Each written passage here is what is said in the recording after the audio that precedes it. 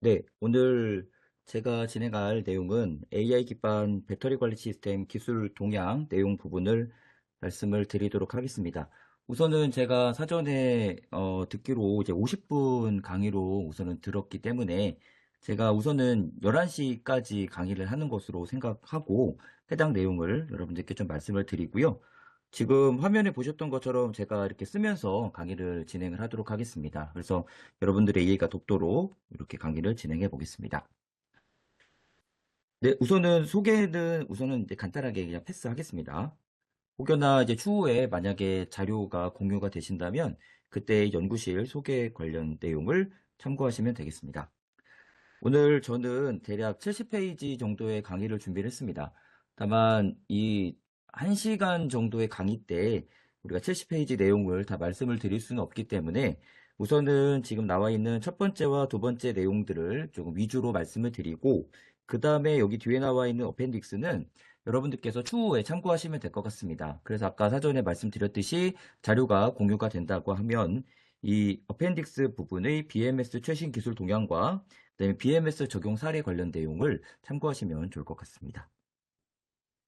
네, 그러면 첫 번째로 데이터 중심 AI BMS 개요를 말씀을 드리겠습니다. 우선은 이 BMS는 우리가 배터리 그리고 매너지먼트 그다음에 시스템이라고 합니다. 그래서 이 배터리를 효율적으로 사용하고자 하는 하나의 시스템인데요.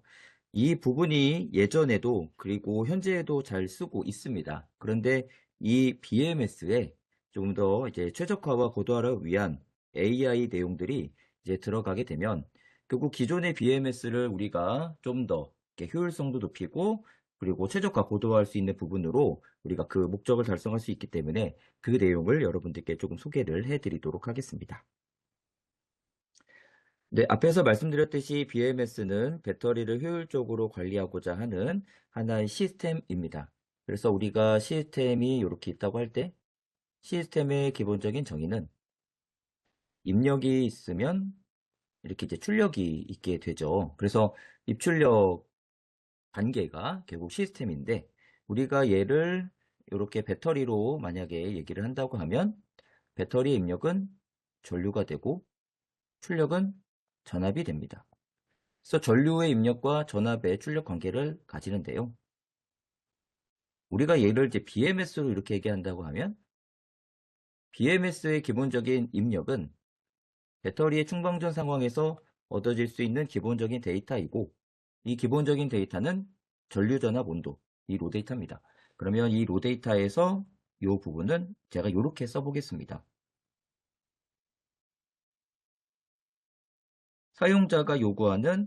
사용자가 원하는 배터리의 결과. 그래서 이 배터리 결과 중에 가장 대표적인 그리고 어떻게 보면 또 기본적인 지표 중에 하나가 이 SOX라고 해서 배터리의 내부 상태를 지표하는 거고 이 중에 여러분들이 이제 핸드폰 오른쪽 상단에 이렇게 생긴 친구 있잖아요. 그리고 이렇게 충전 상태가 나와 있는 이 부분. 그래서 우리는 이거를 SOC에서 충전 상태, 스테이트 오브 차지라고 합니다. 그래서 이러한 것들을 결국 우리는 전류전압 온도에서 사용자가 이렇게 눈으로 디스플레이를 하는 그러한 형태가 되는 거죠. 그래서 이러한 BMS 입출력 관계를 이제 가지게 됩니다. 그런데 이 전류전압 온도 데이터가 로 데이터라고 말씀을 드렸는데 이 데이터가 이제 많이 쌓이고 그리고 그 쌓인 데이터를 우리가 효율적으로 이용하는 부분으로 결국 이 전류전압 온도 데이터를 우리가 이제 AI 기반으로 걔를 확장 적용한다는 내용이 되겠습니다. 그래서 이 데이터 기반으로 많은 연구 결과들이 지금 구현이 되고 탑재가 되어 있지만 그러한 내용들의 AI 기반의 연구가 더해지는 것으로 이해를 해주시면 되겠습니다. BMS는 우리가 만약에 어떠한 요 큰 하나의 보드가 있다라고 하면 결국은 이 보드에는 여러 가지 소자들의 결합으로 이렇게 되어 있다라고 할 때 결국 여기에 가장 중추적인 역할을 우리는 MCU 이렇게 표현을 하게 되죠.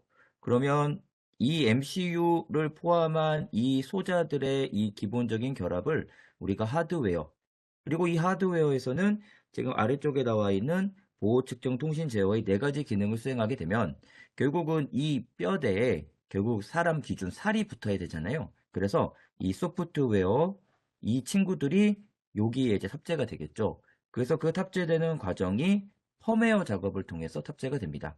그래서 앞에서 제가 언급드렸던 뭐 SOX 알고리즘이라든지 그리고 AI 기반의 여러 내용들이 결국 여기 안에 탑재가 되는 거죠.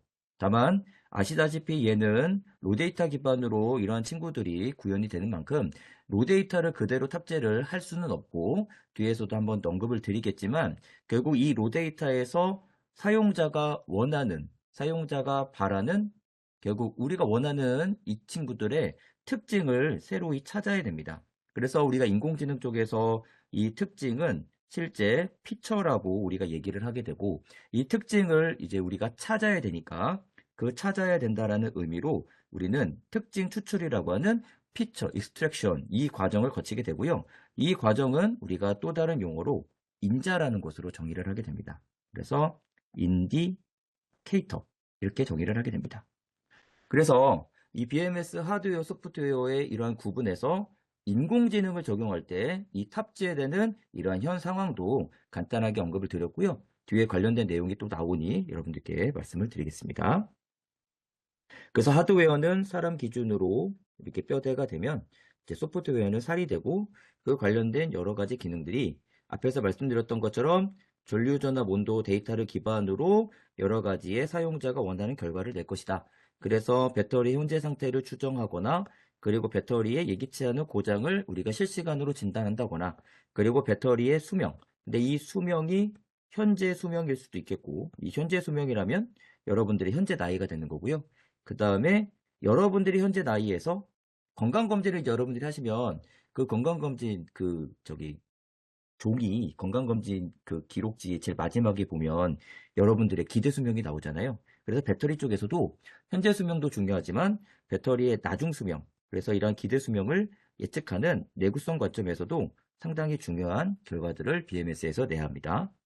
그래서 이러한 일련의 기능들이 결국 BMS의 소프트웨어들이죠. 그래서 여러분들께 오늘 말씀드리는 AI 기반의 내용들도 큰 틀에서는 거의 소프트웨어 내용으로 부분을 이해해 주시면 되겠습니다.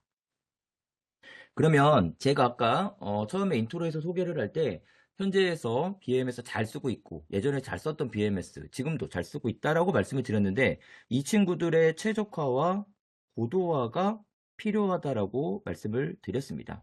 그러면 우리가 이 친구들의 필요한 부분의 첫 번째로는 결국 이 전류전압 온도 이 데이터를 가지고 우리가 로 데이터로 결국 BMS의 입력으로 정의를 하는데 아무래도 이 친구들을 기반으로 우리가 구현할 때 우리가 생각해야 되는 것 중에 하나가 결국 이 B자거든요. Y는 AX 하면 X에 따라서 Y가 뭐가 나올지를 우리가 예측이 너무 쉽죠. 그래서 우리는 이걸 선형 시스템이라고 하는데 여기에 B자가 들어가게 되면 X가 뭐가 들어갈 때 얘가 뭐가 나올지를 잘 몰라요. 그래서 이 부분을 배터리 쪽 얘기하면 결국 배터리는 온도나 노화나 여러 가지 조건에 따라서 이 배터리의 특성이 현저하게 바뀌기 때문에 이 특성이 현저하게 바뀌는 이 친구들을 모두가 대변하기에는 한계가 있다라는 겁니다. 그래서 결국은 이 모든 부분들을 반영하면 좋겠지만 결국은 그런 상황이 발생이 안 되는 경우가 많다라고 하면 결국은 제한적인 조건에서 우리는 배터리 특성을 반영할 수밖에 없다는 거죠. 그런데 얘를 또 다시 이렇게 반대로 얘기하면 우리가 그러한 조건이 허용되고 데이터가 많다라고 한다면 이런 것들이 구현이 가능하겠죠. 그래서 여러분들이 인공지능 쪽에서 알아야 될 기본적인 전제 조건 중에 하나는 데이터의 양이 기본적으로 많아야 되잖아요. 그래서 그런 데이터의 양이 부족하다고 하면 AI를 구현을 하기는 일반적으로 쉽지는 않다. 그래서 데이터가 기본적으로 많아야 된다는 전제 조건. 그래서 그러한 데이터의 제한적인 조건으로 결국은 기존 BMS 부분은 한정적인 이 배터리의 특성만 반영을 할 수밖에 없다라는 거죠. 그래서 제가 온도나 노화 관련된 부분 말씀을 드렸지만 추가적으로 배터리의 전류 크기인 C레이트나 그리고 배터리의 사용 영역 우리가 만방 상태를 이렇게 표시하고 만충을 이렇게 표시를 하게 되면 지금 배터리의 전체 사용하는 영역, 제가 색깔을 칠하는 이 모든 부분들을 우리는 DOD라고 표현을 하게 됩니다. 그래서 그 DOD는 Depth of Discharge라고 표현을 하게 되죠. 그래서 우리가 Depth of Discharge의 사용. 그런데 이 부분을 만약에 DOD 20이라고 만약에 표현하면 100 중에 20을 쓰는 거니까 이 20이 요렇게 그림을 똑같이 네모를 그리게 되면 이 20이 요렇게 칠해질 수 있고 요렇게 칠해질 수 있고 요렇게 칠해질 수도 있잖아요. 그래서 이 DOD의 이 영역이 어디에 위치하느냐에 따라서도 배터리 특성이 또 달라질 수 있다는 내용으로 보시면 되겠습니다. 다음에 셀 다종. 그러면 우리는 이 다종의 기준, 첫 번째로는 양극재 NMC, NCA, LFP. 지금 현재 전기차에서 많이 사용되고 있는 대표 3개 양극재입니다. 그 다음에 우리가 이제 음극으로 만약에 들어가게 되면 기본적으로 얘는 그래파이트였는데 이 그래파이트에서 실리콘들이 들어가게 되는 추가적인 음극의 개선. 그 다음에 얘는 소재 관점에서 우리가 이제 배터리의 외형으로 들어가게 되면 배터리의 외형은 각형, 파우치, 원통형. 그래서 이렇게 또 셀 타입에 따라서 또 배터리 특성이 달라질 수 있잖아요. 그래서 제가 말씀드린 온도도와 C레이트 이러한 조건에 이러한 양극의 구성, 이러한 외형의 구성에 따라서 배터리의 특성은 많이 달라질 수 있다라는 부분이죠. 그런데 이러한 부분들을 지금 어떻게 보면 효율적으로 생각하기 위한 부분으로 회사에서는 또 그러한 부분들의 니즈가 있죠. 어떠한 셀 타입이 들어가도 상관없이 모든 셀에 다양하게 적용될 수 있는 범용 알고리즘.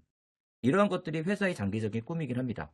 다만 제가 말씀드린 이러한 서로 간의 상이함은 결국은 그러한 범용 알고리즘에 좀 접근에 있어서 약간의 한계가 있을 수 있기 때문에 그렇지만 그런 한계를 최대한 또 좁혀나가는 부분이 이쪽 BMS에서 앞으로 해야 될 부분이라 생각을 합니다. 네, 그래서 앞에서 제가 말씀드렸던 것처럼 고도와 최적화의 이 부분이 필요하다고 말씀을 드렸고요. 그 부분의 내용입니다. 그래서 보시면 기존의 상태 추정 정확도를 향상을 하겠다. 그래서 SOX. 그래서 기존의 뭐 SOC든 SOH든 이러한 친구들의 정확도를 조금 더 높여보겠다. 다음에 열화 상태 진단, 사전 이상 탐지. 그러면 얘는 수명 관련된 현재. 그 다음에 고장 진단. 그 다음에 보시면 잔여 수명이죠. 그러니까 제가 직전에 언급드렸던 현재 수명이 아니고 기대 수명입니다. 그러니까 여러분들의 현재 나이에서 나중에 얼마나 더 오래 살고 싶으시다? 그러면 그 오래 살고 싶으시다 하는 그 나이 정보가 나오겠죠. 건강검진 기록으로. 그래서 이러한 기대 수명. 그래서 우리는 이 부분을 SOL이라는 것으로 쓰기도 하고 얘를 RUL 이렇게 쓰기도 합니다. Remaining Useful Life 이렇게 RUL 이렇게 언급하기도 하고요. 다음에 요거 보시면 배터리 교체 이렇게 되어 있습니다. 그래서 우리가 이제 배터리는 소모품이기 때문에 이 친구는 언젠가 수명이 다하게 되잖아요. 그래서 우리가 배터리 능력을 나타내는 가장 주요한 지표 중에 하나가 용량인데 이 용량 우리가 만약에 풀 능력을 100이라고 하면 이 100에 우리가 80이 도달이 됐을 때 우리는 배터리 수명이 다했다고 생각하고 이 지점을 EOL로 정의하게 됩니다. 그래서 end of life라고 하는데 이 end of life에서 이제 배터리 수명이 다 했다. 그럼 예전에는 배터리를 이제 버렸다. 배터리를 폐기했다. 그런데 지금은 이 지점에서 배터리를 이제 다시 쓰거든요. 그래서 우리가 이 다시 쓴다라는 부분에 재자를 써서 재사용 혹은 이 재사용 단계에서 더 뒷단계로 재활용 그리고 재사용의 이전 단계로 우리는 재제조 이러한 것들을 쓰게 되거든요. 그런데 이 재자가 결국은 다시 쓴다라는 의미이기 때문에 결국 우리가 이러한 재사용, 재활용, 재제조 이 목적을 위해서 AI 기술의 적용 필요성이 상당히 높아진다라는 부분이죠. 그 내용도 여러분들께 뒤에서 말씀을 드릴 수 있도록 하겠습니다. 다음에 이 전주기적 이력 데이터는 제가 직전에 말씀드렸던 폐배터리, 재사용, 재활용, 재제조 쪽과 연결이 될 수 있고 그 다음에 그 직전에 말씀드렸던 이 SOL, RUL과도 연결이 될 수 있어요. 그래서 현대자동차에서도 이러한 폐배터리 사업을 뭐 글로비스 통해서 이렇게 진행을 하는 것처럼, 그리고 배터리 3사도 이러한 폐배터리 사업을 진행하는 것처럼 여러분들이 현업에서 이러한 재사용, 재제조 관련된 이 이슈도 한번 관심을 가지고 보시면 좋을 것 같습니다. 네. 그 다음에 제가 말씀드렸던 이러한 내용들의 기본적인 베이스는 당연히 이 친구들이 계속 발전을 해야겠죠. 그래서 이전보다 이 친구의 중요도가 높아지고 있고, 그리고 이 친구들을 위한 데이터가 많이 쌓이고 있고, 이러한 친구들을 저장하기 위한 이 친구도 상당히 지금 뜨고 있는 주제입니다. 그래서 미국에서도 이 데이터 센터 관련된 니즈가 상당히 높죠. 그런데 예전에는 우리가 이 데이터가 많이 쌓였다고 한다면 이 데이터를 그냥 단순 저장하는 거에서 끝났습니다. 근데 이렇게 끝났다라고 하는 것은 AI의 중요성이 상대적으로 덜한 시기였어요. 그런데 지금은 AI 중요도가 상당히 높아지고 있죠. 그래서 이 저장된 데이터가 있으면 이 친구들이 나름의 자기들끼리 또 놉니다. 그래서 자기들끼리 이렇게 놀면서 또 다른 제3의 데이터를 만들어내는 거죠. 그러니까 계속 데이터가 쌓이는 그 순간에 한편에서는 이 쌓인 데이터들이 자기들끼리 또 학습을 하고 자기들끼리 놀면서 제3의 데이터를 계속 파생을 해서 만들어내는 거죠. 그래서 이러한 데이터 센터의 기본적인 동력원으로 예전에는 이제 배터리가 사용이 됐는데, 제가 제3의 이러한 데이터를 생성을 하기 위한 추가적인 동력은 이 배터리로는 한계가 있습니다. 그래서 기본적으로 이 데이터 센터의 기본적인 동력은 전력 계통, 네, 그리고 우리가 사용하는 일반적인 전기 AC에서 걔를 메인으로 커버를 하게 되고, 결국 그 친구의 보조적인 전원으로 이 배터리의 UPS, ESS가 그 역할을 담당하게 되는 거죠. 그래서 이러한 데이터의 증가, 그리고 그 전에 AI 중요도 높아지고, 이러한 데이터 센터의 필요성, 이 부분으로 같이 내용을 연결 지어 주시면 좋을 것 같습니다. 그래서 LG 엔솔에서는 AIDC라고 해서 이러한 용어를 가지고 지금 사업을 진행하고, 또 이 부분을 또 미국의 많은 사업에 진출을 하고 있는 상황이 되겠습니다. 그래서 AI와 그리고 데이터 센터의 DC를 같이 묶어서 AIDC. 그래서 이러한 용어들도 여러분들께서 한번 관심을 가져주시면 좋을 것 같습니다. 네,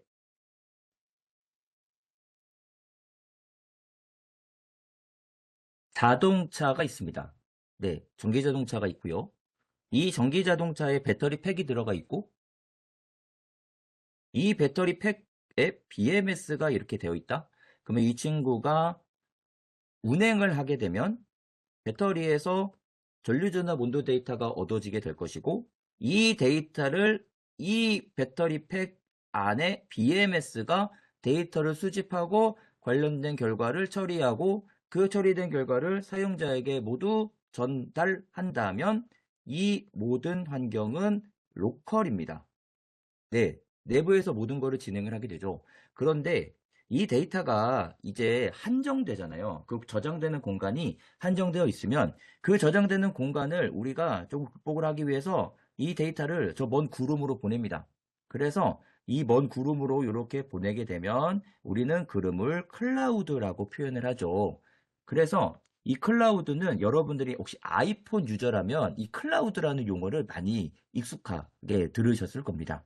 그래서 이 데이터들을 우리가 자동차 안에서 처리하지 않고 이 먼 구름으로 보내게 되면 이 먼 구름에 가상의 공간이 이렇게 들어가 있고, 그 가상의 공간, 우리 이 서버의 배터리에 가상의 모델이 이렇게 들어가 있고, 여기에 AI와 여기에 수많은 데이터들이 이렇게 연결이 되어 있다. 라고 하면 이 모든 부분들을 관할하는 이것을 우리가 뭐라고 하냐? 클라우드 BMS 이렇게 표현하거든요. 그러면 앞에서의 로컬 BMS 이렇게 보시면 되죠. 그래서 이 클라우드에서 이 처리된 모든 결과들이 다시 사용자에게 이렇게 전달되는 흐름으로 가게 됩니다. 그래서 지금은 일반적이지 않을 수 있겠지만 현대자동차에서도 장내 이러한 BMS의 타겟을 클라우드 BMS로 생각하는 만큼 현재 이 로컬 BMS의 이 한계를 클라우드 BMS로 확장하고 있다. 이렇게 보시면 되겠죠. 그리고 제가 클라우드 요 부분에 이렇게 하나 그림을 그린 친구가 있습니다. 기본적으로 BMS는 전기 베이스입니다. 전기 베이스. 그러면 전기 베이스라고 하면 여러분들이 알고 계시는 ohm의 법칙 생각하시면 돼요. V는 IR. 그래서 전류, 방전 전류의 적용에 따른 전압의 변화가 생기면 결국 전류의 전압의 변화로 이렇게 나누면 우리는 R 이렇게 보게 되죠.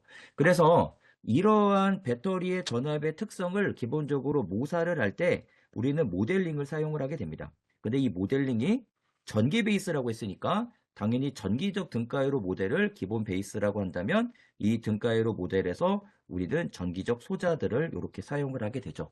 그래서 이 소자들이 이렇게 이제 하나로 결합이 되면 이러한 형태로 완성이 됩니다. 그래서 이 전기적 등가이로 모델이 구성이 된다고 하면 여러분들이 혹여나 현업 중에 칼만 필터라고 하는 방법을 한번 들어보셨다고 하면 이 모델에 이제 칼만 필터 등이 이렇게 결합이 되는 형태가 되죠. 그런데 이 모델이 여기 안에 들어가 있는 게 아니고 여기 안에 들어가 있잖아요. 그래서 가상의 공간에 들어가 있다라는 것. 그러면 이 모델이 가상의 공간에 들어가 있는데 여기에서 하나 더 생각하셔야 될 것. 제가 아까 비선형이라고 언급드렸던 거 있잖아요. 그래서 이 모델을 제가 그림을 다시 그리면 모델에 이렇게 형태가 되어 있는데 모델의 구조, 이 모델의 컨스트럭션은 스트럭처는 그대로 유지가 되어 있습니다. 그런데 제가 비선형 말씀드렸잖아요. 그래서 온도나 노화나 이런 여러 가지 조건에 따라서 배터리 특성이 현저하게 바뀐다고 하면 이 구조가 유지된 상태에서 이 친구들을 반영하기 위한 여기에 이 친구들의 파라미터의 값들이 실시간으로 바뀐다는 겁니다. 그래서 이 실시간으로 바뀌는 이 파라미터 값들의 베리언스를 우리가 AI로 커버하겠다는 내용을 제가 앞에서 소개한 거죠. 그래서 이러한 것들이 기본적으로 된다 할 때 이 친구들이 서버에서 이 친구들이 구현이 된다라고 하면 가상의 공간의 이 서버에서 이 친구들의 반영. 그래서 우리는 이거를 다섯 글자로 뭐라고 얘기하느냐? 디지털 트윈. 이렇게 표현을 하게 되는 겁니다. 그래서 여러분들 디지털 트윈이라는 거 용어 들어보셨죠? 그래서 이 트윈이 이 부분의 내용으로 이렇게 확장을 하시면 됩니다. 그래서 제가 처음 부분을 모델링이라고 시작을 했죠. 결국은 이 다섯 글자로 멋있게 써 있는 이 말은 우리가 세 자로 줄이면 곧 모델링입니다. 모델링. 모델링인데 실시간성을 구현했다. 네, 그래서 그 부분을 우리가 디지털 트윈. 그래서 제가 말씀드리는 이 일련의 과정을 로컬에서 클라우드 BMS로 확장하고 있다라는 내용으로 12페이지를 이해를 해주시면 되겠습니다. 네, 그래서 제가 말씀드렸던 이 로컬에서의 처리를 클라우드 기반으로 그 내용을 확장하는 부분입니다. 그래서 이 클라우드 적용 시에는 우리가 뭐 AI, 디지털 트윈, 그리고 기본적으로 데이터들 많이 쌓여 있어야겠죠. 그래서 이런 것들이 이제 구현이 되어 있다라고 한다면 우리는 로컬에서의 처리의 한계를 클라우드로 확장을 할 수 있겠다. 그런데 이러한 왔다 갔다의 또 데이터도 잘 전송이 되어야 되니까 IoT 같은 통신 기술, 그리고 그러한 데이터의 결점, 데이터의 보안이 또 문제가 없도록 데이터의 보안성, 이런 것들도 같이 바탕이 되어야겠습니다. 그래서 제가 필요성을 조금 말씀을 드렸고요. 다음에 이제 핵심 기술 원리를 여러분들께 조금 소개를 해드리도록 하겠습니다.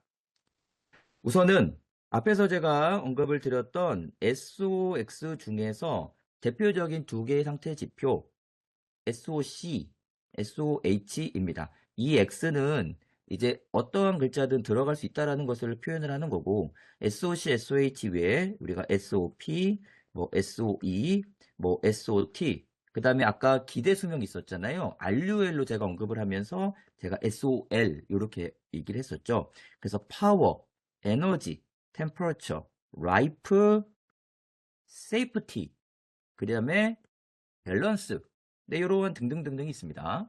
대표적인 지표가 이제 요게 되는 거고요. SOC는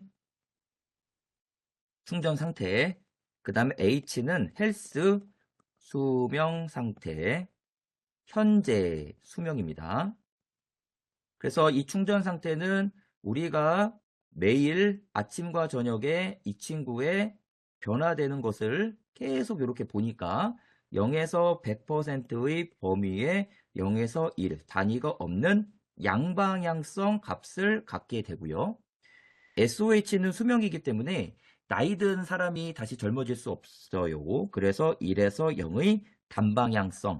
그래서 우리는 프레시 배터리, 에이지드 배터리 이렇게 SOH를 정의하게 되고 이 SOC, SOH를 우리가 눈으로 모니터링하기 위해서는 당연히 방법이 들어가야 되죠.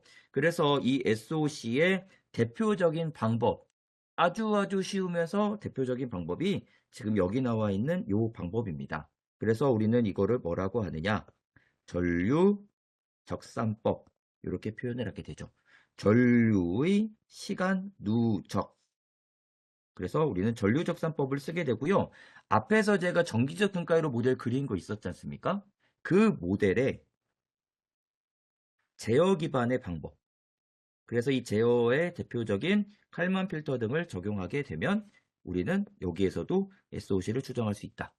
그런데 이 친구와 이 친구를 굳이 구분한다면 이 친구는 EV, 이 친구는 ESS, 그래서 EV와 ESS의 차이, 우화 조건입니다.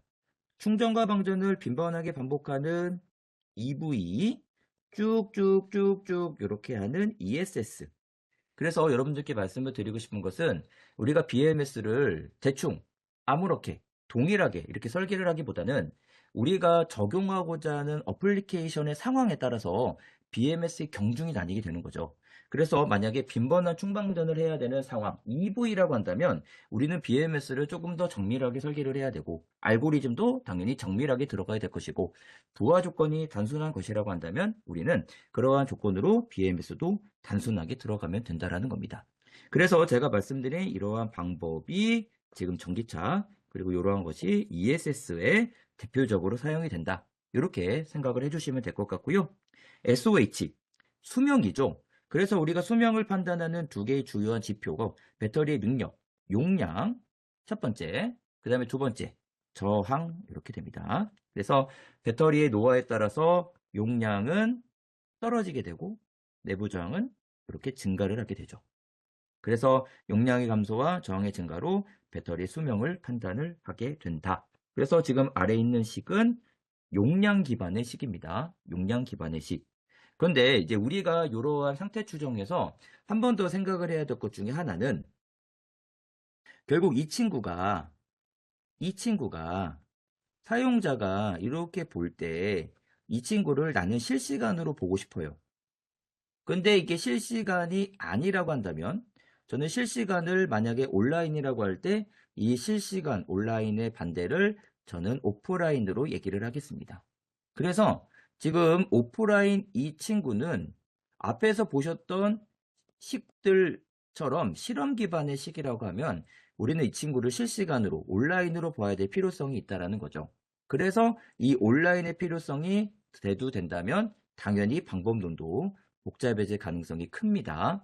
그 다음에 이것도 생각을 하셔야 됩니다. SOC는 제가 앞에서 이 친구를 여러분들께 설명할 때 이 만충 상태와 이렇게 만방이 수시로 왔다 갔다 여러분들이 하루에 만약에 오락이나 만약에 통화나 이런 거를 만약에 많이 하신다고 하면 여러분들의 이 핸드폰의 충전 잔량이 이렇게 순식간에 많이 떨어지잖아요. 그러면 이 친구는 실시간으로 변하는 것이지만 여러분들이 현재 나이에서 갑자기 30살이 바로 다음 날에 더해지지가 않습니다. 그래서 SOH는 이 친구들이 값이 실시간으로 변하는 건 아니죠. 그래서 제가 실시간의 필요성을 말씀을 드렸지만 더 정확하게 표현을 한다면 SOC, SOH에서 실시간의 중요도는 확실히 이 친구가 높다. 라고 하면 이 친구의 실시간성의 필요성, 이 친구의 실시간의 필요성, 이 친구가 훨씬 높다라는 거죠. 그래서 우리가 실시간성의 목적으로 이러한 BMS의 정밀도가 높아져야 된다면 이 친구의 정밀도는 많이 높아야 되지만 이 친구의 정밀도는 그렇게 높아질 필요는 없다. 이것까지도 같이 한번 생각을 해주시면 되겠습니다. 그러면 이러한 SOC, SOH를 우리가 추정을 하고자 할 때 다양한 방법론들이 적용이 될 겁니다.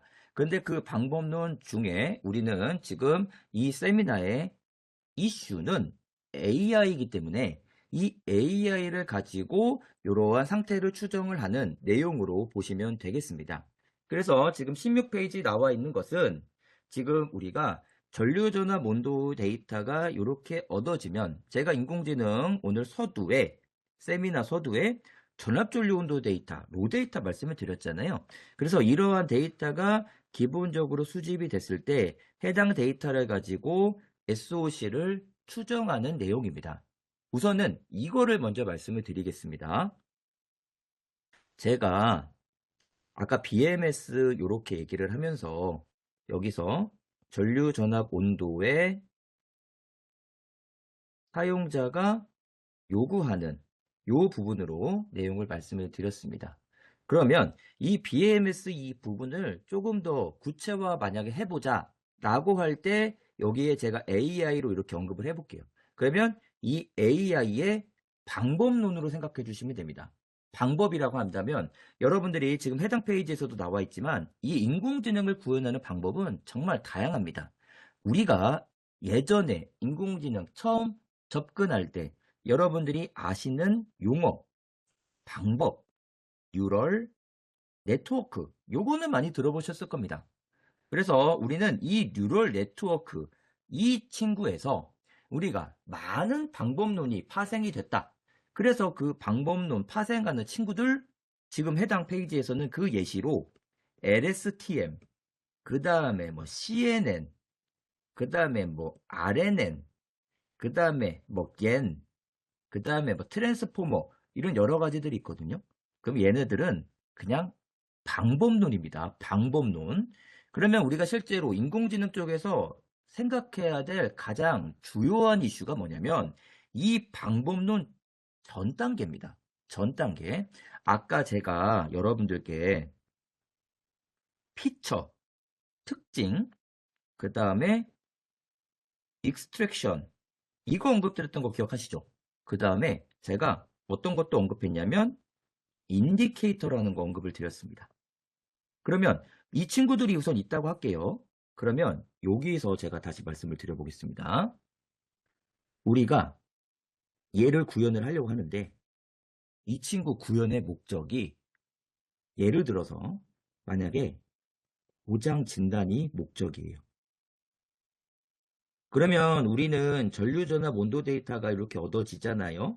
기본적으로 로 데이터가 얻어지는데 이 로 데이터를 가지고 뭐를 한다라는 것을 알고 있습니다. 그런데 만약에 얘가 이제 학습을 해야 된다라고 하면 이 로 데이터를 우리가 학습을 하기 위해서 이 친구들을 이 키워드가 중요합니다. 이 친구들을 그대로 얘네들을 학습을 하는 게 아닙니다.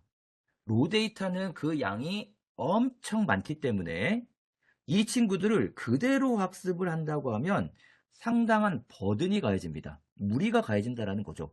그래서 그대로 학습을 절대로 하지 않고요. 우리가 고장 진단이 목적이라고 하면 이 로 데이터 중에서 나는 고장과 연관성이 있는 주요한 특징들을 찾고 싶습니다. 그래서 이 고장과 주요한 연결되는 주요한 특징들을 이렇게 점점점으로 정의를 했다면 이 점점점들이 바로 특징이라는 거예요. 그래서 이 특징들을 위주로 학습을 하게 되는 겁니다. 그래서 우리가 로 데이터를 그대로 학습을 하는 게 아니고요. 어떠한 목적에 맞는 주요한 특징 혹은 인자를 정의하고 그 친구들을 기준으로 학습을 하게 된다는 겁니다. 그래서 제가 지금 말씀드린 이 단계를 우리는 뭐라고 표현을 하냐면 데이터 프로세싱, 데이터 전처리라고 표현을 하게 됩니다. 그래서 이 데이터 전처리는 어떠한 데이터가 있다. 그런데 그 데이터에 뭐 결점이 있다. 뭐 데이터가 혹여나 누락이 됐다. 그러면 그러한 부분들을 기본적으로 처리하는 첫 번째 단계와 그리고 제가 지금 말씀드린 이러한 특징 등을 정의하는 두 단계로 나뉘게 됩니다. 그래서 이 단계가 잘 구현이 된다고 하면 우리는 이 구현된 결과에다가 이 방법론만 그대로 적용하면 돼요. 우리는 인공지능 전문가가 아니기 때문에 이 LSTM CNN과 다른 제3의 방법론을 만드는 게 아니고 결국은 이 방법은 우리는 그대로 쓰면 됩니다. 그런데 이 친구들을 쓰기 위해서 사전에 이 과정이 그리고 그 과정 전에 또 많은 데이터가 있어야겠죠. 이 과정들이 더 중요하다라는 겁니다. 그래서 이 정의 뒤에 인공지능을 적용을 그냥 하는 것이다. 그러면 해당 16페이지는 뭐냐? 그러면 이 방법론 LSTM을 적용해야지. 나는 CNN을 적용해야지. 그 전에 데이터 전처리를 이제 하게 되겠죠.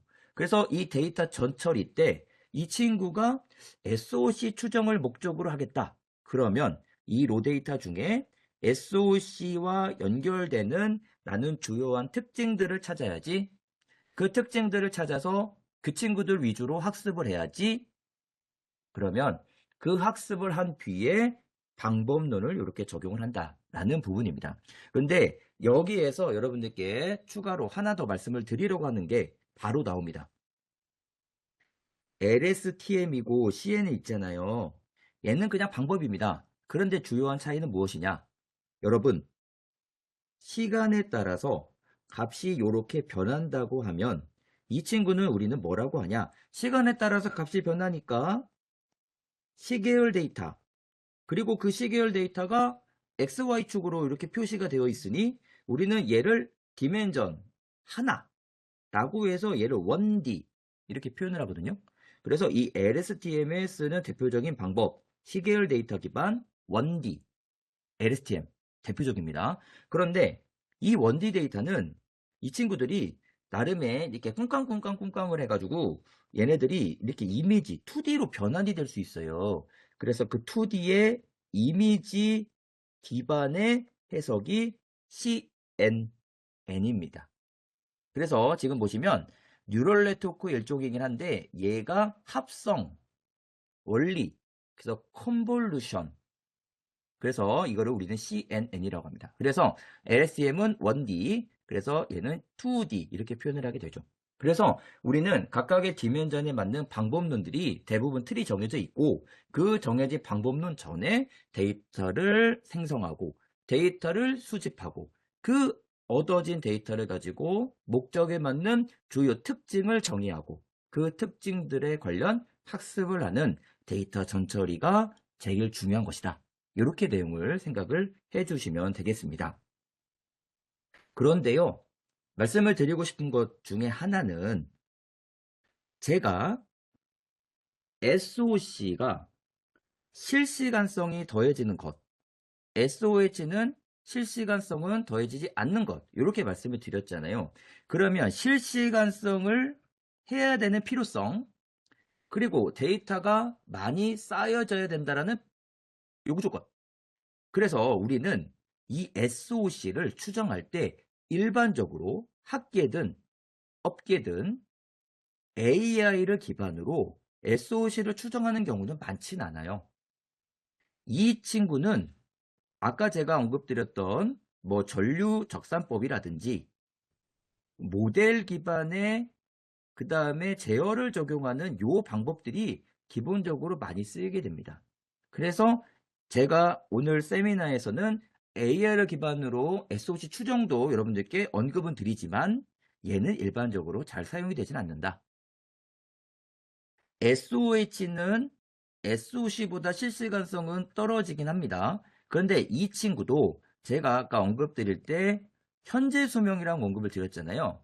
그래서 이 현재 수명 관점에서 AI를 잘 쓰진 않습니다. 쓸 수는 있습니다만 저는 잘 안 씁니다. 그래서 이 AI를 적용할 때 만약에 우리가 수명을 얘기한다면 제가 여러 번 언급드렸던 기대 수명 이쪽으로 저는 AI를 쓰게 됩니다. 그 다음에 이 친구의 고장 예측, 고장 진단, 그 다음에 배터리, 화재 예지, 화재 진단, 요목적으로 AI를 쓰는 경우가 더 많습니다.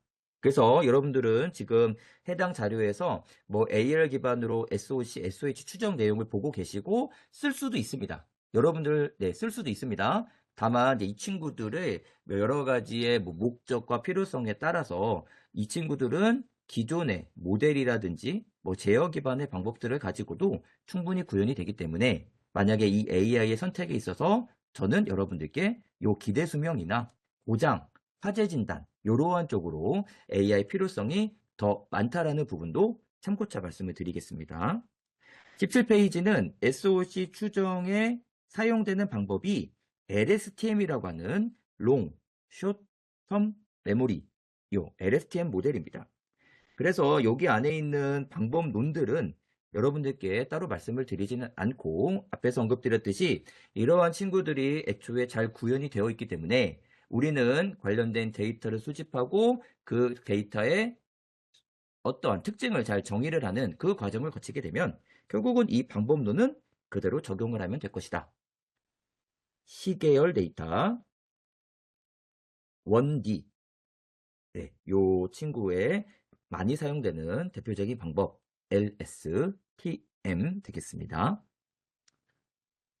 우리가 기존의 LSTM을 조금 더 이제 정밀히 하기 위한 방법으로 이 인공지능은 상당히 재밌는 게 뭐냐면 어떠한 방법이 있다고 하면 이 방법론을 기반으로 어떠한 결과를 낼 수가 있는데 이 방법에 또 다른 방법이 같이 결합이 될 수도 있습니다. 그래서 해당 페이지에서의 키워드는 랜덤 포레스트라고 하는 이러한 방법을 추가적으로 결합을 했다라는 거죠.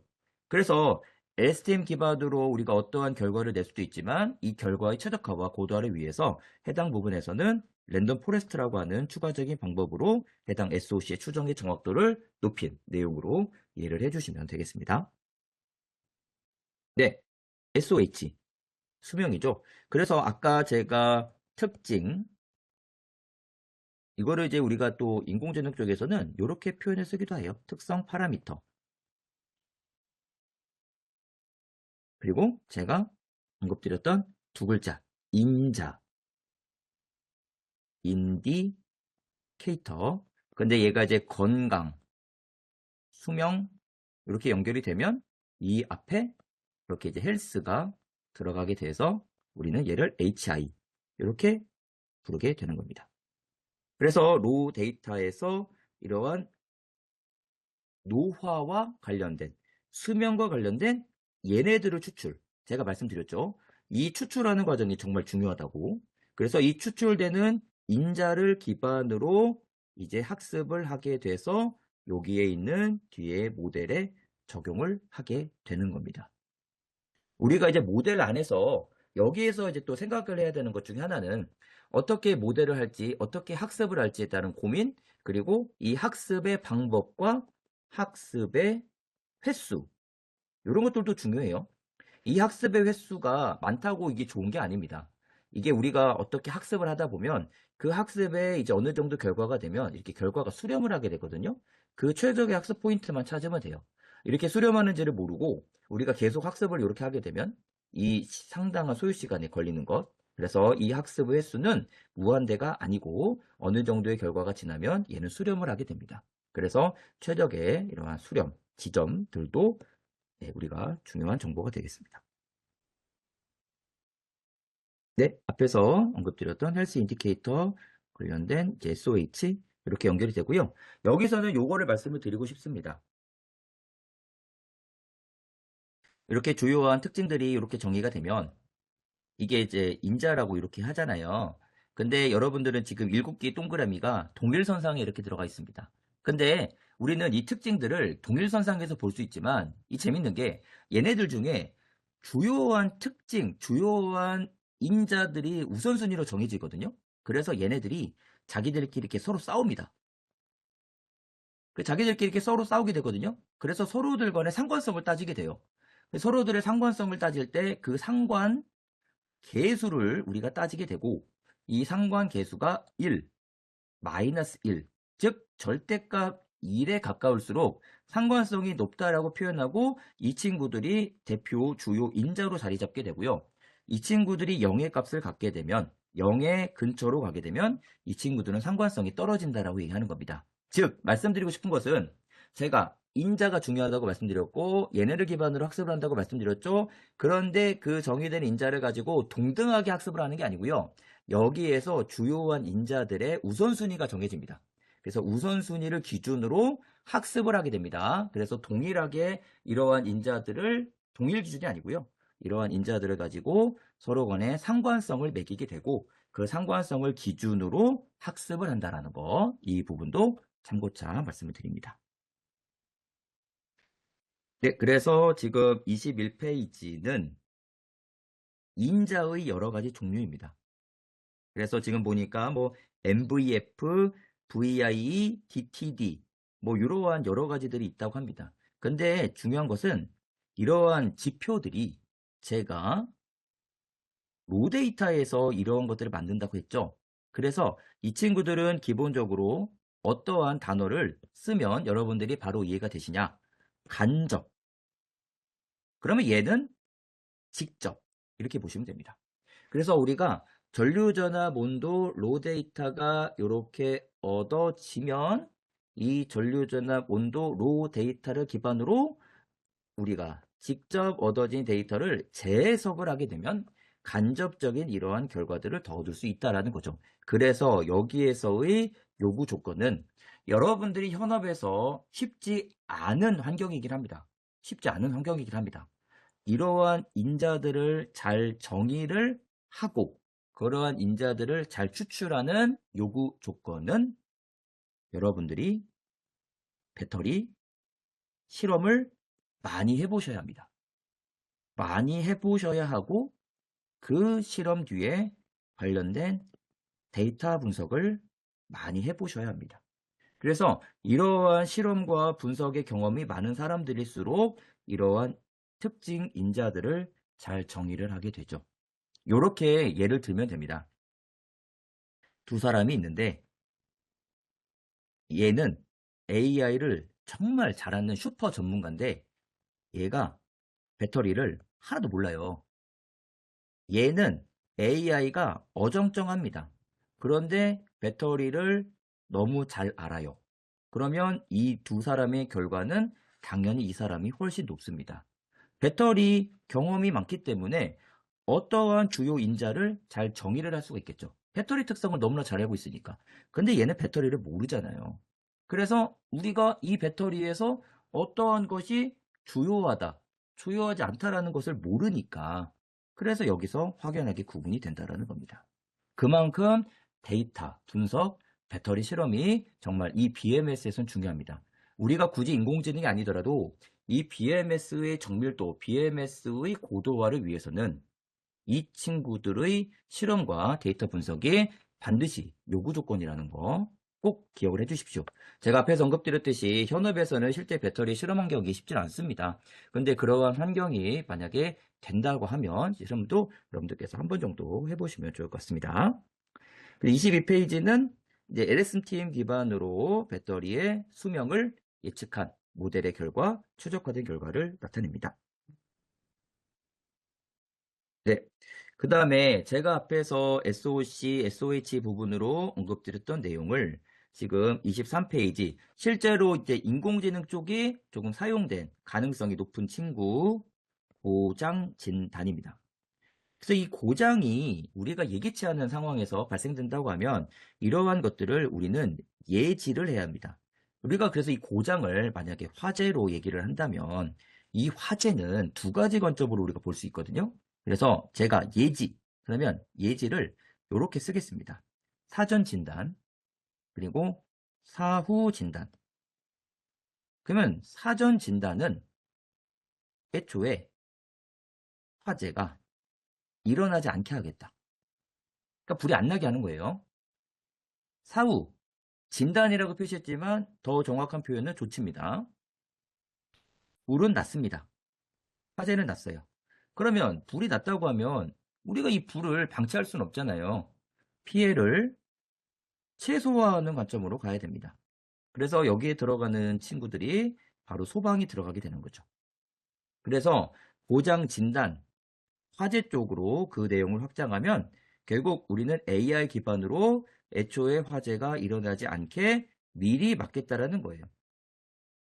여러분들이 건강 검진을 하시고 여러분들이 운동을 꾸준히 하시는 것은 여러분들이 오래 살기 위함, 여러분들이 병에 안 걸리기 위함.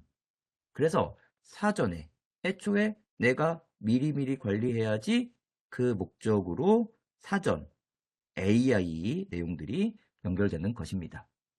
그러면 우리는 이 AI 기반으로 접근을 한다라는 거 앞에서 많이 들었는데 이제 이러한 흐름에 지금 지도와 비지도를 여기서 생각을 하셔야 되거든요.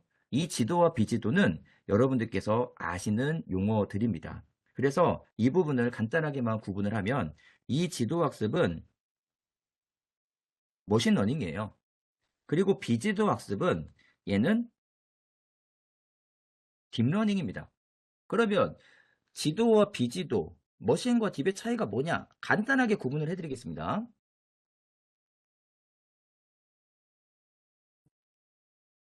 여기가 머신이고요. 여기가 딥입니다. 그러면 여기는 사용자가 얻고 싶어하는 결과예요. 얻고 싶어하는 결과. 그래서 이 지점에서 사용자가 결과를 얻고 싶은데 나는 이 결과가 고장 진단이에요. 그러면 여기에서 이제 데이터가 투입이 될 건데 머신러닝은 투입되는 데이터가 정상 데이터와 고장 데이터가 투입이 되는 거예요. 그래서 고장 데이터가 투입이 됐기 때문에 고장 진단이 너무너무 쉽습니다. 딥러닝은 여기에 들어가는 데이터가 정상 데이터만 들어가요. 그런데 정상 데이터만 들어가는데 여기서 고장을 진단을 하라고 합니다. 이 차이입니다. 예를 들어 드릴까요? 선생님이 학생에게 이제 문제 풀으려고 하는데 머신러닝은 선생님이 학생에게 문제지와 정답지를 같이 줘요. 그러면 문제지와 정답지를 같이 줬기 때문에 학생이 정답을 내기가 너무너무 쉬워요. 근데 딥러닝은 선생님이 문제만 줘요. 그런데 정답을 내라네? 그러면 학생이 문제를 풀기 위해서는 추가적인 이벤트가 필요합니다. 무언 이벤트? 학생이 공부해야 되잖아요. 학생이 공부를 해야 문제를 풀 수 있으니까. 그래서 이 딥러닝에서의 요구 조건은 우리가 이 정상 데이터만을 가지고 고장을 진단한다고 하면 여기서 추가적인 조치가 뭔가가 필요합니다. 그 추가적인 조치가 무엇이냐? 말 그대로 단어 딥이에요. 우리가 인공지능 쪽에서 만약에 입력, 출력이라고 할 때 우리가 입력, 인풋 레이어, 출력, 아웃풋 레이어, 뉴럴 네트워크 기준입니다. 입력, 출력. 그러면 여기를 우리는 뭐라고 하냐면 감추어진 블랙박스. 그래서 우리는 여기를 히든 레이어라고 표현을 하게 됩니다. 그럼 히든 레이어에 구조가 있겠죠. 구조가. 그래서 이 그림으로 예시 볼까요? 뉴럴 네트워크 기준, 입력, 출력, 여기 차이. 한 줄, 두 줄. 그러면 1과 2. 얘가 크잖아요.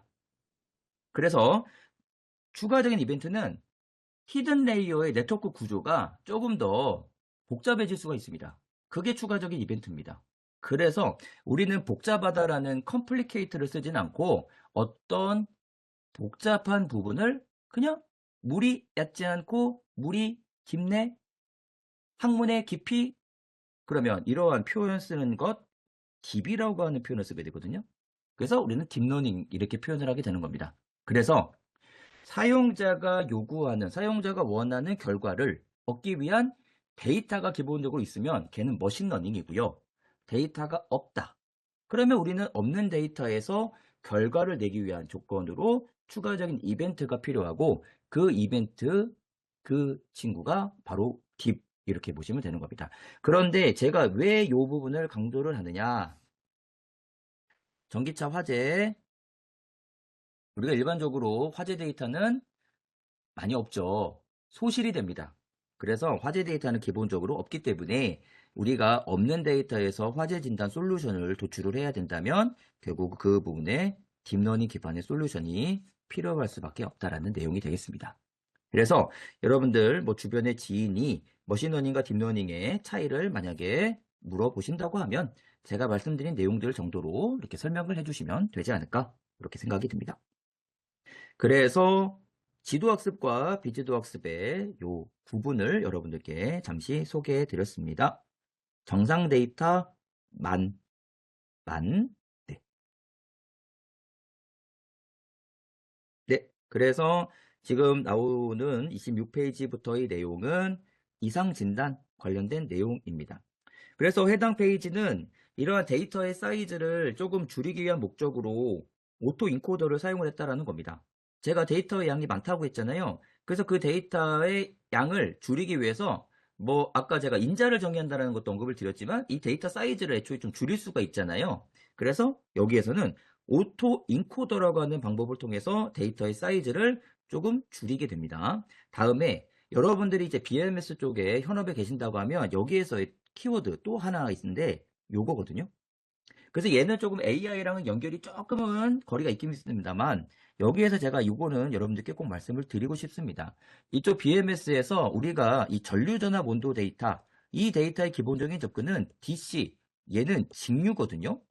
직류는 시간에 따라서 값의 변화가 없는 거. 이게 직류잖아요. 근데 AC는 여러분들이 아시는 사인 웨이브, 코사인 웨이브. 그래서 우리가 오메가 t 이렇게 표현하게 될 때 이렇게 우리가 나이는 주파수 특성을 가지는 신호.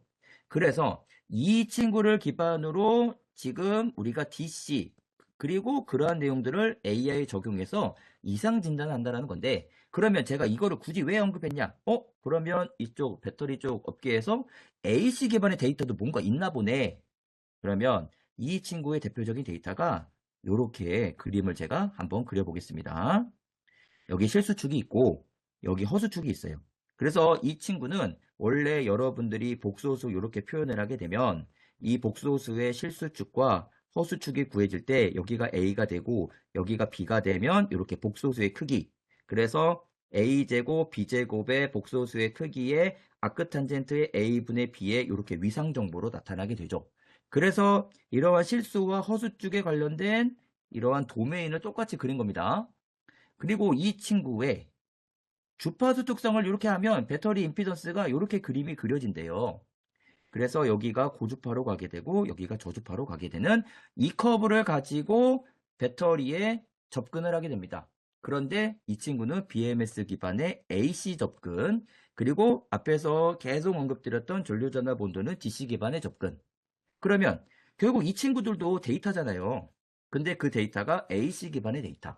그래서 얘도 결국은 데이터이기 때문에 AC 기반의 데이터가 많이 얻어진다면 이 친구들도 AI 접근이 가능하다라는 내용을 말씀드리고 싶었습니다. 그래서 여기에서는 오토인코더 이것도 여러분들께서 아시면 좋지만 여기에 나와 있는 이 키워드 DC 그러면 기본적인 전류전압 온도는 DC다. 그런데 이쪽 BMS 쪽에서 이러한 AC 기반의 연구도 진행이 되고 있나 보다. 그런데 이 데이터도 결국 많이 쌓이게 된다면 AI 접근이 가능하다. 그래서 요거의 커브를 우리가 뭐라고 얘기하냐면 이렇게 표현했어요. EIS, 일렉트로 케미컬 임피던스 스펙트로스코피 이렇게 표현하게 됩니다. 그래서 이러한 AC 기반의 접근도 가능하다는 것 참고하시면 되겠습니다. 여러분들 쪽이 조금만 배려해 주시면 제가 5분 안에 끝내도록 하겠습니다. 네, 그래서 DC 기반의 이제 오토 엔코더를 적용을 한 내용들, 네, 그래서 그 결과 보시면 되겠습니다. 네, 그리고 해당 이제 또 진단에서는 여기에서는 뭐 K-민즈 그리고 뭐 서포트 벡터 머신 그래서 다양한 방법론 등을 적용을 해서 배터리의 이상 진단하는 내용들 예시입니다. 중요한 것은 요거 하나 또 말씀드릴게요. 우리가 이제 이상 진단이다. 이상한 현상이잖아요. 그래서 이상한 현상들의 이 전압전류 온도 데이터에 이 친구를 우리는 주요하게 보게 됩니다. 그래서 열폭주 상황이라고 하면 전압의 급하락이고요. 그리고 온도의 급상승 이렇게 일어나게 되죠. 근데 이렇게 일어나는 이벤트는 결국은 사전 조치는 끝난 겁니다. 그래서 우리는 이 단계에서는 사후 조치로 접근을 해야 되는 거고요. 결국은 우리는 이러한 이벤트가 발생되기 전에 사전 조치 기반으로 접근을 해야 되고 그때 요구되는 데이터, 이 전압, 온도 데이터. 근데 이러한 기본적인 데이터에 최근에는 어떠한 데이터가 추가적으로 더 생각하고 있냐면 가스, 그 다음에 압력, 네, 이러한 데이터들도 네, 이렇게 추가적으로 사용이 되고 있는 것도 참고하시면 되겠습니다. 네, 그래서 쭉 나오는 내용은 DC 기반의 이러한 내용들, 앞에서 뭐 지도학습, 비지도학습 말씀드렸던 거 기억해 주시고요. 네, 쭉 내용이 나옵니다. 관련된 예시니까요. 참고하시면 되겠습니다. 네, 바로 나오죠. 제가 DC, 그 다음에 바로 AC 말씀드렸지 않습니까? 그래서 EIS 커브가 이렇게 생겼어요. 이렇게. 네, 그런데 여기 재밌는 건 뭐냐면 얘네들도 결국은 이제 주파수 특성을 표현하는 거지만 결국 주파수의 여기 주기, 그럼 결국 주기를 시간으로 단순하게 생각해 보면 얘도 시계열 데이터라고 볼 때 이 시계열 데이터가 제가 1D라고 말씀드렸죠. 근데 이 1D 데이터를 우리가 꿍깡꿍깡해서 2D 이미지로 변환할 수 있다. 그리고 그 이미지로 변환된 거에 또 방법론이 여기서 연결이 되겠죠. 그 대표적인 방법이 뭐냐? CNN이라는 겁니다. 그래서 지금 보시면 여기에서는 RP 알고리즘이라는 걸 이용해서 위쪽에 EIS의 1D 데이터가 이렇게 이미지로 변환을 했다고 합니다. 그래서 이 변환된 이미지 기반 CNN을 이제 적용을 하는 내용들이죠. 그래서 그 CNN을 적용하는 이러한 결과의 흐름들 내용이 되겠습니다. 그래서 지금 보시면 CNN을 적용했을 때의 여러 가지 관련된 부류 이런 것들을 예시가 나와 있고요. 그 다음에 이거는 조금 AI 쪽이랑은 연결이 조금은 멀긴 합니다. 그런데 얘것도 기본적으로 데이터가 많이 쌓이게 된다면 얘도 들어갈 수 있다는 부분이죠. 그래서 이거는 여러분들께 이것만 말씀드리겠습니다. 이제 BMS 쪽에서 EIS 제가 말씀드렸던 거 있잖아요. 근데 이 친구가 이렇게 얻어지게 되죠. 그러면 우선 이 커브를 얻기 위한 기본 첫 접근은 장비를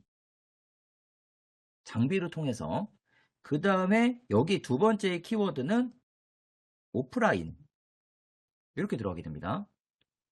그리고 세 번째는 현재 DC에서 우리가 배터리의 센싱이 셀, 자동차 기준, 모듈, 팩, 동시 센싱이 가능한데 얘는 최종 단위 센싱을 기준으로 합니다.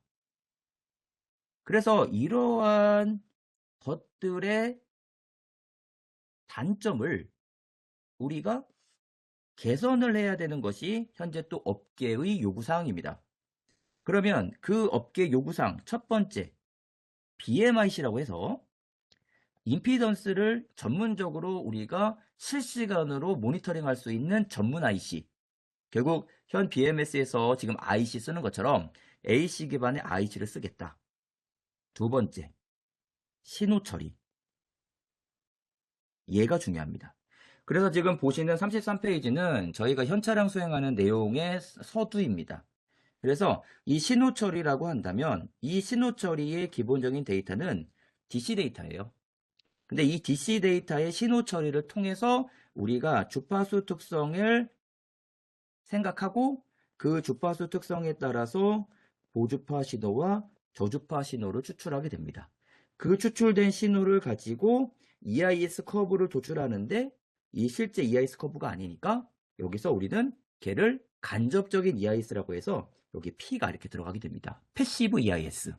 그래서 이러한 간접적인 커브들을 얻는 결과.